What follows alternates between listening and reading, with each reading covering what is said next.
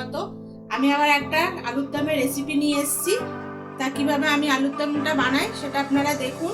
আমি এখানে আলু সেদ্ধ করে নিয়েছি, পেঁয়াজ নিয়েছি কুচনো, টমেটো নিয়েছি কুচানো, আদা বাটা, আর এখানে আমি একটু এই আধখানা পেঁয়াজ, রসুন, লঙ্কা আর এলাচটা এগুলো আমি বাটবো। আর এখানে আলুটা যেহেতু নতুন আলুটার যাতে আলুর মধ্যে যাতে ঠিকঠাক মশলাগুলো ঢোকে সেই জন্য আমি আলুর গাগুলো একটু ফুটো ফুটো করে দেবো এইভাবে।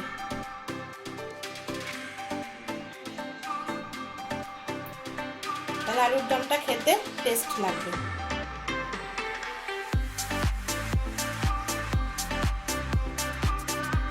আলুগুলো আমি সব ফুটো করে নিয়েছি আর এখানে মশলাটা আমি বেটে নিয়েছি। কড়াইটা আমার গরম হয়ে গেছে, আমি কড়াইতে তেল দিচ্ছি। আমি আলুগুলো এবার ভাজবো। তেলের মধ্যে আমি একটু নুন আর আমি একটু হলুদ দিয়ে দিলাম।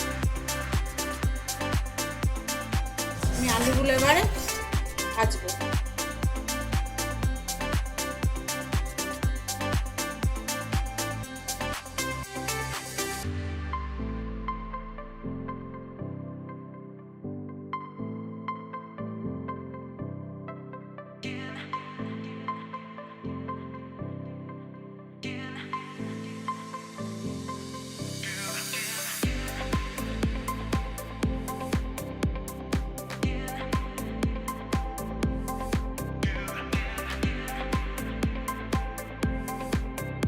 আলুগুলো আমার সব ভাজা হয়ে গেছে, আমি আলুগুলো এবার তুলে নিচ্ছি।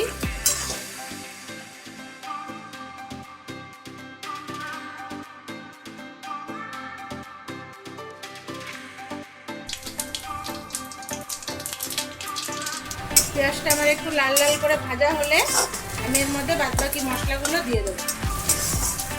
পেঁয়াজটা আমার লাল লাল করে ভাজা হয়ে গেছে, এর মধ্যে আমি রসুন, পেঁয়াজ, লঙ্কার পেস্টটা দিয়ে দিলাম।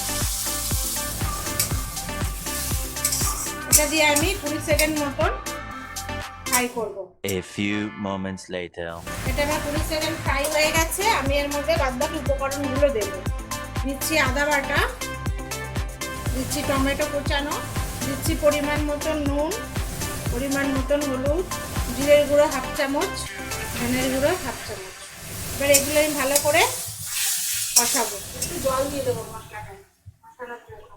মশলাটা যাতে ভালোভাবে কষানো হয়। কালারের জন্য আমি রেড চিলি পাউডার দিয়ে দিলাম। আমি এর মধ্যে একটু মটরশুঁটি দিয়ে দিচ্ছি।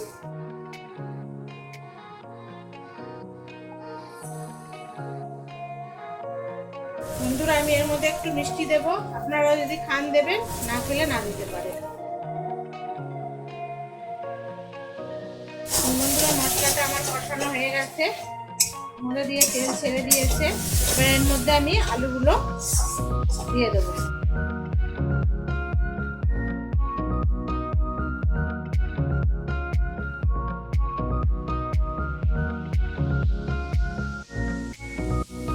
আলু দিয়ে আমি ভালো করে মশলাটা কষিয়ে নিয়েছি। আমি এবার এতে জল দিয়ে দেবো। বন্ধুরা, আমি এতে জল দিয়ে দিচ্ছি। আমি এতে গরম জল দেবো। গরম জল দিলে তরকারির স্বাদ অনেকটা বেশি। এবার এটা আমি 2 মিনিট পর্যন্ত ঢেকে দেবো। 1 eternity later. 2 মিনিট আমার হয়ে গেছে।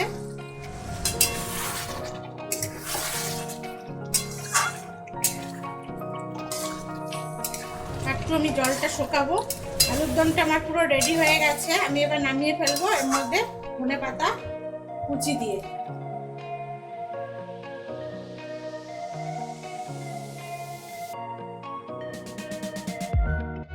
আলুর দমটা আমার পুরো হয়ে গেছে, আমি এবার সার্ভ করে দেবো। আমার আলুর দমটা পুরো রেডি।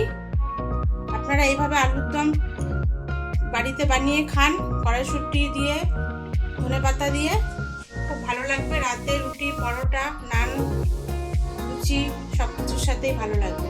তা আমার রেসিপিটি যদি ভালো লাগে আমার চ্যানেলটাকে সাবস্ক্রাইব করে দেবেন, লাইক করবেন, কমেন্ট করবেন। সবাই খুব ভালো থাকবেন।